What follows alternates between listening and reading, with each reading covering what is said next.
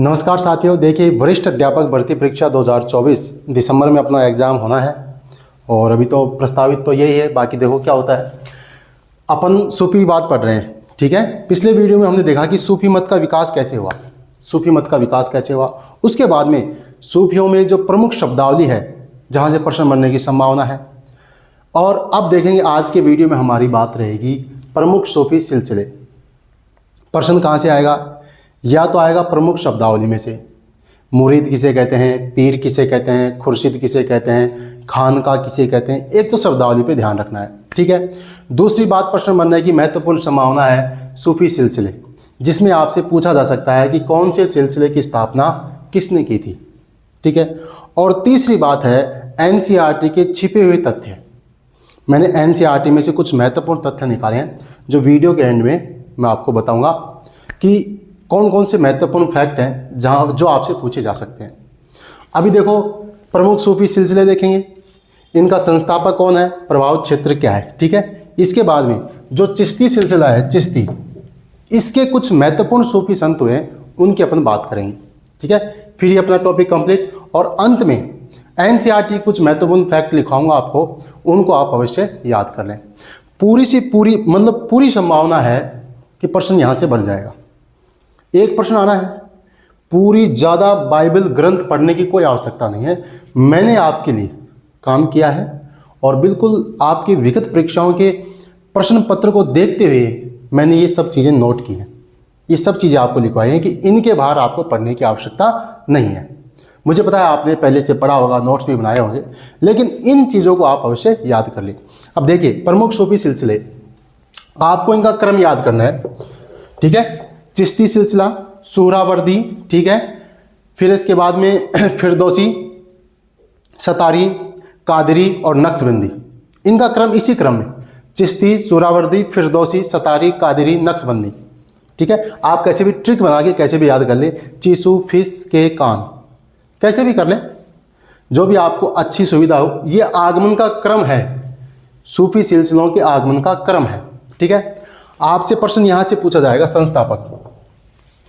चिश्ती सिलसिले के संस्थापक, देखिए इसकी स्थापना पहले ही हो चुकी थी जब ख्वाजा मोइनुद्दीन चिश्ती भारत आए मोहम्मद गौरी के साथ 1192 में आपको पता है पृथ्वीराज चौहान मोहम्मद गौरी की लड़ाई हुई, उसमें मोइनुद्दीन चिश्ती इनके साथ आए।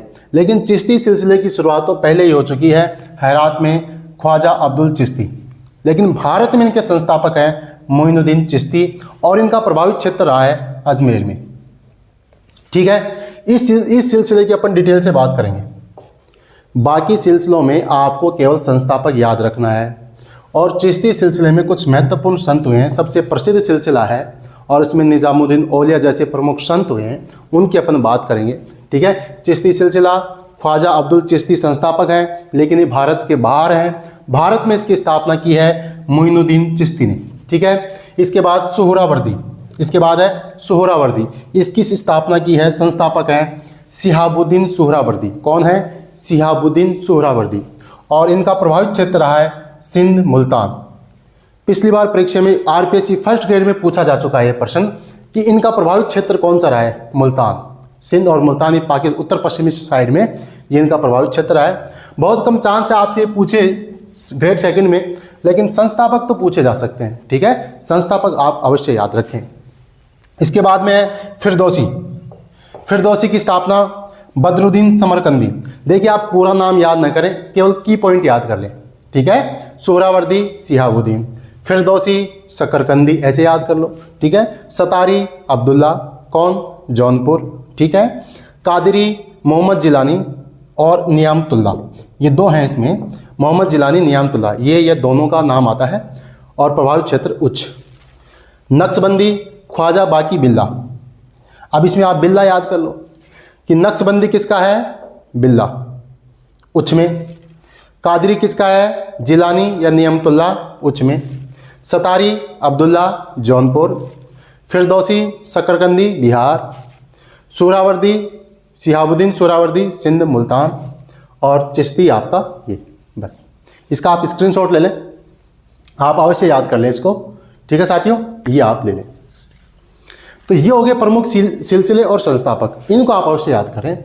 अब अपन देखेंगे चिश्ती जो सिलसिला है, इसके प्रमुख संत, उनकी केवल मुख्य मुख्य बातें जो आपकी परीक्षा के दृष्टिकोण से महत्वपूर्ण है। ठीक है, चलिए अब देखते हैं चिश्ती सिलसिला। चलिए ये लिख दिया मैंने, देखो अब देखिए ये लिख दिया है मैंने, है ना। अब देखो चिश्ती सिलसिला, अब मैंने बताया कि इनका क्रम याद करना है और इसमें चिश्ती सिलसिले के कुछ महत्वपूर्ण सूफी संत अपने को याद रखने हैं।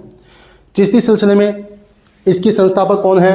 अब्दुल्ला चिश्ती हैं, जिन्होंने बाहर हेरात में इसकी स्थापना की, लेकिन भारत में इसको प्रसिद्धि दिलवाई है ख्वाजा मोइनुद्दीन चिश्ती ने। किसने दिलवाई है? ख्वाजा मोइनुद्दीन चिश्ती। ये कहाँ के हैं? ईरान के हैं, फारस के हैं। ठीक है, यहाँ के हैं ख्वाजा मोइनुद्दीन चिश्ती। 1192 में मोहम्मद गौरी के साथ भारत आते हैं और इनके गुरु हैं उस्मान हारूनी। कौन है? उस्मान हारूनी। गरीब नवाज भी इनको कहा जाता है, गरीब नवाज के नाम से भी इनको जाना जाता है। मोहम्मद गौरी ने इनको सुल्तान उल हिंद की उपाधि दी थी, यानी कि हिंद का आध्यात्मिक गुरु। हिंद जो प्रदेश है अपना भारत, इसका आध्यात्मिक गुरु की उपाधि दे दी। किसने? मोहम्मद गौरी ने इसको सुल्तान उल हिंद। इसके बाद में इनकी दरगाह पर, ख्वाजा मोइनुद्दीन चिश्ती की दरगाह पर सबसे पहला सुल्तान जिसने यात्रा की, जियारत की, वो है मोहम्मद बिन तुगलक। अब हो सकता है आपको कुछ बातें ज़्यादा लगें, लेकिन ये ज़्यादा नहीं है। एनसीईआरटी में दिया हुआ है कि ख्वाजा साहब की दरगाह पर जाने वाला पहला सुल्तान कौन सा था? मोहम्मद बिन तुगलक। अकबर गया, और अकबर कितनी बार गया? 14 बार। ये आपको ध्यान करना है, अकबर, इसको भी आप नोट कर लें।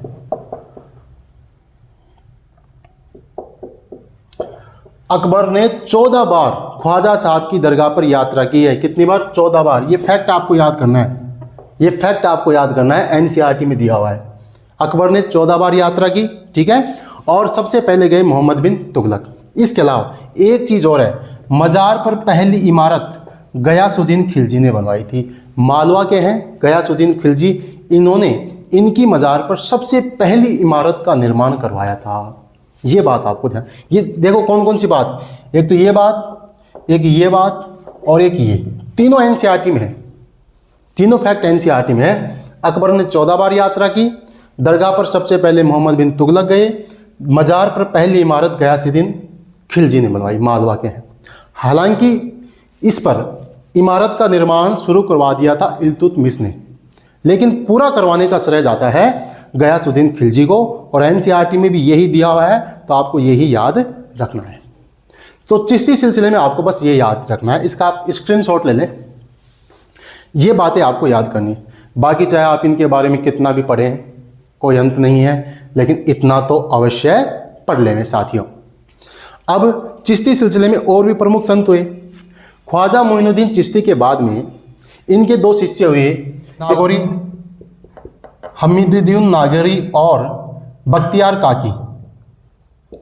हमीदुद्दीन नागौरी और बख्तियार काकी इसके शिष्य हुए, जिसमें से काकी का शिष्य हुआ, बख्तियार काकी का शिष्य था बाबा फरीद। कौन था? बाबा फरीद, जिनकी रचनाओं का संकलन गुरु ग्रंथ साहिब में किया हुआ है, ये भी मैं आपको बताऊंगा। और इसके शिष्य हुए निजामुद्दीन औलिया। कौन हुए? निजामुद्दीन औलिया। और इसके बाद में आए नसीरुद्दीन चिराग ए दिल्ली, नसीरुद्दीन चिराग ए दिल्ली। ये अब इसमें आपको देखिए बख्तियार काकी के बारे में, बाबा फरीद के बारे में और औलिया के बारे में, इनके बारे में कुछ महत्वपूर्ण जानकारी हैं, 2-2, 3-3 बातें हैं, उनको और आप देख लीजिए, फिर आपका ये सूफी आंदोलन समाप्त। बाकी कुछ एनसीईआरटी की महत्वपूर्ण बातें और बताऊंगा। टॉपिक वैसे बहुत बड़ा है, लेकिन जो महत्वपूर्ण जानकारी है वही आपको बता रहा हूँ। चिश्ती सिलसिले में ख्वाजा मोइनुद्दीन चिश्ती, इनके शिष्य हुए नागौरी और बख्तियार काकी। बख्तियार काकी के शिष्य हुए बाबा फरीद, बाबा फरीद के शिष्य हुए निजामुद्दीन औलिया, और उसके बाद में आते हैं शेख नासिरुद्दीन चिराग ए दिल्ली। ठीक है, और बाकी दक्षिण भारत में भी जाते हैं थोड़े से संत, लेकिन अपने को केवल इनके बारे में ही ध्यान रखना है। चलिए अब चिश्ती सिलसिले के अन्य संतों के बारे में देखते हैं।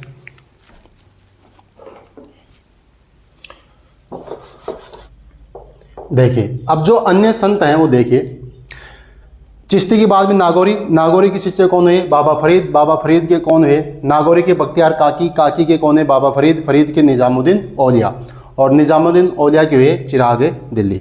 ठीक है, अब इसमें देखिए कुछ महत्वपूर्ण बातें। हमीदुद्दीन नागौरी, नागौरी ये अपने नागौर में एक गाँव है सुवल गाँव, सुवल गाँव नागौर में आकर बसे और यही इनका केंद्र रहा, इसलिए इनको कह दिया हमीदुद्दीन नागौरी। अब इसके बारे में एक महत्वपूर्ण जानकारी ये है कि ये ऐसे सूफी संत हैं जो कृषि से अपनी आजीविका चलाते हैं। ये बात आपको ध्यान रखनी, प्रश्न आ जाएगा कि कौन से सूफी संत थे जो कृषि से खेती करके अपनी आजीविका चलाते थे? वो हैं हमीदुद्दीन नागौरी, एक बात। दूसरी है, अगला है कुतुबुद्दीन बख्तियार काकी। ये इल्तुतमिश के समकालीन हैं और इल्तुतमिश ने इन्हीं के नाम पर, इन्हीं की याद में कुतुब मीनार का नाम कुतुब मीनार रखा था। इनका पूरा नाम है कुतुबुद्दीन बख्तियार काकी। इल्तुतमिश के समकालीन है और कहते हैं कि बाबर पानीपत की युद्ध में विजय होने के बाद में बख्तियार काकी की दरगाह पर गया था। ठीक है, ये बात आपको ध्यान रखनी है। इसके बाद में शेख फरीदुद्दीन गज ए सक्कर। ठीक है, सिख परंपरा में इनको बाबा फरीद बोलते हैं, सिख परंपरा में इनको बाबा फरीद बोलते हैं और इनके वचन गुरु ग्रंथ साहिब में संकलित हैं। इनके वचन किस में हैं? गुरु ग्रंथ साहिब में संकलित हैं। बलबन के दामान है, बलबन के दामाद हैं। बलबन की पुत्री थी हुसैरा, हुजैरा या हुशैरा, उनसे इनका विवाह हुआ था, तो बलबन के दामाद हैं और इनके वचन गुरु ग्रंथ साहिब में संकलित हैं। ये आपको ध्यान करना है। ठीक है, इसके बाद है निज़ामुद्दीन औलिया।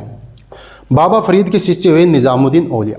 चिश्ती सिलसिले में सबसे लोकप्रिय संत, सबसे लोकप्रिय संत है निज़ामुद्दीन औलिया, बाबा फरीद के शिष्य हैं।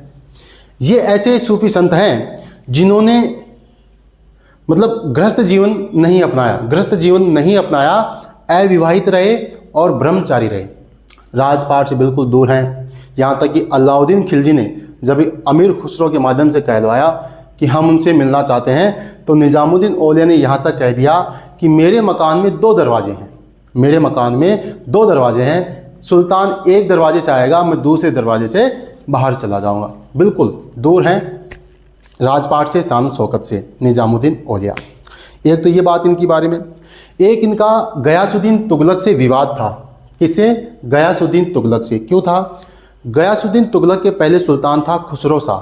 कौन था? खुसरो शाह। और खुसरो शाह ने 5 लाख टंका की भेंट की थी निज़ामुद्दीन औलिया को। ठीक है, जब गयासुद्दीन तुगलक शासक बना खुसरो शाह के बाद में, तो उन्होंने निज़ामुद्दीन औलिया से उन पैसे की मांग की कि आपको जो 5 लाख टंका दिए थे उन्होंने, वो मेरे को वापस दो। औलिया साहब ने कहा कि नहीं, मैंने तो उसको बांट दिया, लोगों में बांट दिया, गरीबों में बांट दिया, मेरे पास कहाँ पैसा है, मैं कौन सा धन संचय करता हूँ। अब उनका इस बात को लेकर विवाद था। गयासुद्दीन तुगलक बंगाल अभियान से वापस लौट रहे थे, तो उन्होंने कहलवाया निज़ामुद्दीन औलिया को कि मैं आऊँ जब तक आप दिल्ली छोड़ देना, मैं आऊँ जब तक आप दिल्ली छोड़ देना। आपको पता है निज़ामुद्दीन औलिया की जो खानका है, खान का मतलब सूफियों का निवास स्थान, वो कहाँ है? गयासपुर में, यमुना नदी के किनारे गयासपुर। ये भी आपको ध्यान करना है, ये भी एनसीईआरटी में है। यमुना नदी के किनारे दिल्ली के पास गयासपुर में इनकी क्या है? खानका है। बुलावा आया कि दिल्ली आने तक, सुल्तान के दिल्ली आने तक आप दिल्ली छोड़ दें, सुल्तान का आदेश है। तो निज़ामुद्दीन औलिया ने कहा था कि हुजूर दिल्ली दूरस्थ, अभी दिल्ली दूर है, बोला अभी तो दिल्ली दूर है। और उस अभियान से लौटते समय दिल्ली से पहले ही एक गांव आता है अफगानपुर। कौन सा गांव है? अफगानपुर। इस गांव में लकड़ी के महल से मोहम्मद बिन तुगलक उसके द्वारा कहते हैं कि उसने बनवाया था, वो महल गिरने से इनकी मृत्यु हो गई। गयासुद्दीन तुगलक की दिल्ली पहुंचने से पहले ही मृत्यु हो गई, इसलिए इनकी लोकप्रियता और बढ़ गई निज़ामुद्दीन औलिया की। उसने पहले ही कह दिया था, बोले दिल्ली छोड़ देंगे लेकिन कोई बात नहीं, अभी दिल्ली दूर है, अभी दिल्ली दूर है। तो इसलिए प्रसिद्ध कथन है, कई बार पूछ लिया जाता है, हुजूर दिल्ली दूरस्थ। किसको? गयासुद्दीन तुगलक को निज़ामुद्दीन औलिया ने कहलवाया था। अब देखिए सबसे लोकप्रिय हैं, सबसे लोकप्रिय हैं और इनके सबसे प्रिय शिष्य हुए अमीर खुसरो। वेरी वेरी इंपॉर्टेंट, इनके सबसे प्रिय शिष्य हैं अमीर खुसरो। अमीर खुसरो जब निज़ामुद्दीन औलिया की 1325 में मृत्यु हुई, ठीक इसके दूसरे दिन ठीक इसके दूसरे दिन अमीर खुसरो ने अपना शरीर छोड़ दिया था, इनकी भी मृत्यु हो गई थी। कहता है कि उसके अगले दिन अमीर खुसरो ने कहा कि गोरी सोवे सेज पर मुख पर डाले केस, चल खुसरो घर आपने रैन बही चहुदेश। अमीर खुसरो कहता है और उसके बाद अगले ही दिन उनकी मृत्यु हो जाती है। परम शिष्य थे इनके निजामुद्दीन औलिया के अमीर खुसरो। इनकी सबसे महत्वपूर्ण बात जो एनसीईआरटी में है, कौल का प्रचलन। आपको पता है कि सूफी परंपरा में कव्वाली गाई जाती है, संगीत जो समा होता है उसमें कव्वाली गाते हैं, कव्वाली का गायन। कव्वाली गाते समय शुरुआत में और बाद में कौल का प्रचलन चालू किया था किसने? अमीर खुसरो ने। कौल क्या होती है? एक कहावत होती है। क्या होती है? एक कहावत, एक कहानी के रूप में। कव्वाली से पहले कहावत बोलते हैं, फिर कव्वाली शुरू करते हैं, और इसका प्रचलन किया था अमीर खुसरो ने। ये आपको ध्यान करना है। अविवाहित थे, ब्रह्मचारी थे। आ सकता है कौन से सूफी संत ग्रस्त जीवन से दूर थे, ब्रह्मचारी थे? कौन थे? निजामुद्दीन औलिया। जीटी से गयासुद्दीन तुगलक से इनका विवाद था। तो ये महत्वपूर्ण जानकारी आपको ध्यान करनी है, ठीक है। इन चीज़ों का ध्यान रखें। बाकी तो और आप चाहे कितना ही पढ़ें कोई बात नहीं, लेकिन इन चीज़ों को तो आप अवश्य ध्यान रखें। आप स्क्रीनशॉट ले सकते हैं, ठीक है। बलबन के दावान बाबा फरीद, गुरु ग्रंथ साहिब में वचन। पानीपत के युद्ध से पहले बाबर किसकी दरगाह पर? काकी की दरगाह पर। कृषि से जीविका चलाते थे हमीदुद्दीन नागौरी। निजामुद्दीन औलिया के शिष्य अमीर खुसरो। कौल का प्रचलन, ठीक है। अविवाहित है, ब्रह्मचारी है। निजामुद्दीन औलिया का किससे विवाद है? गयासुद्दीन तुगलक से। ये बातें आपको करनी है। ये हो गया आपकी सूफी बात। देखो आपके प्रश्न आता है या तो प्रमुख शब्दावली से, या प्रमुख सिलसिलों के संस्थापक से, या कुछ एक दो बात प्रमुख संतों में से पूछ ली जाती है। इसके अलावा अन्य सिलसिलों के भी महत्वपूर्ण संत हैं, उनको अपने को नहीं पढ़ना है, ज़्यादा डिटेल में नहीं जाना है, महत्वपूर्ण जानकारी ही पढ़नी है। अब कुछ दो चार बातें एनसीईआरटी की ओर है। वैसे तो मैंने बता दी कि ख्वाजा मोइनुद्दीन चिश्ती की दरगाह पर अकबर कितनी बार गए? 14 बार एनसीईआरटी में है, ठीक है। ख्वाजा मोइनुद्दीन चिश्ती की दरगाह पर सबसे पहले कौन गया? कौन सा सुल्तान? मोहम्मद बिन तुगलक। ख्वाजा मोइनुद्दीन चिश्ती की मज़ार पर पहली इमारत किसने बनवाई? गयासुद्दीन खिलजी ने, ठीक है। ये आपको ध्यान रखना है। और भी कुछ महत्वपूर्ण बातें हैं जो भी मैं लिख देता हूँ, देखिए।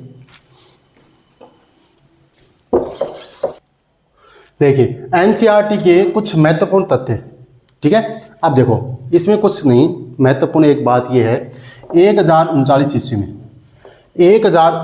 ईस्वी में अबुल हसन हुजविरी, ये आपको नाम याद करना है। अबुल हसन हुजविरी लाहौर में आए, ठीक है, और इन्होंने फारसी भाषा में एक किताब लिखी जिसका नाम है कश्फ उल महजूब, जिसको बोलते हैं पर्दे वाले की बेपर्दगी।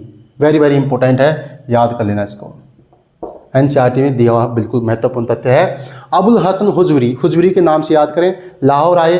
इन्होंने फारसी भाषा में एक किताब लिखी कश्फ उल महजूब, पर्दे वाले की बेपर्दगी, ठीक है। ये दातागंज बख्श के नाम से प्रसिद्ध है। आज भी इनका दरबार दाता दरबार कहलाता है। क्या कहलाता है?